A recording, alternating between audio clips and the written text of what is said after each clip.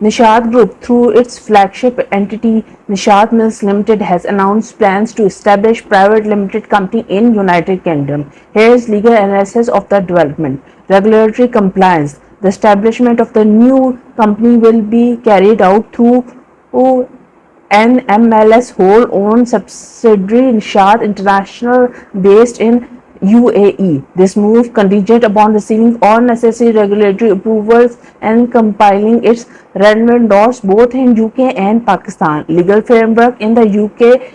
Incorporating a private limited company in the UK involves several steps. Number one, company registration. The company must register with the Companies House of the UK Register of Companies. This includes submitting company's memorandum and articles of association. Number two, directors and shareholders. The company must have at least one director and one shareholder. The director are responsible for running the company while the shareholders own it. Number three, compliance with the UK law. The company must comply with the UK corporate laws, including the Companies Act 2006, which governs the company formation, administration, and dissolution. Taxation. The new entity in the UK will be subject to UK corporate laws and they have to pay the tax if applicable. Implications of Nishat Group. Market enhancement.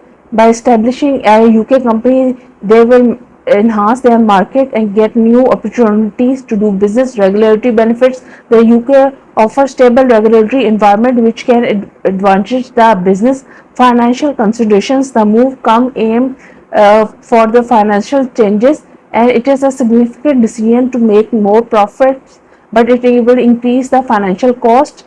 Expanding into UK could potentially have some charges, but these can be considered. Charges and consideration. Regulatory hurdles. Navigating the regulatory landscape in the new country can be complex and time consuming. Operational costs. Establishing and maintaining our business in the UK involves significant costs, including compliance with the local law and the regulations.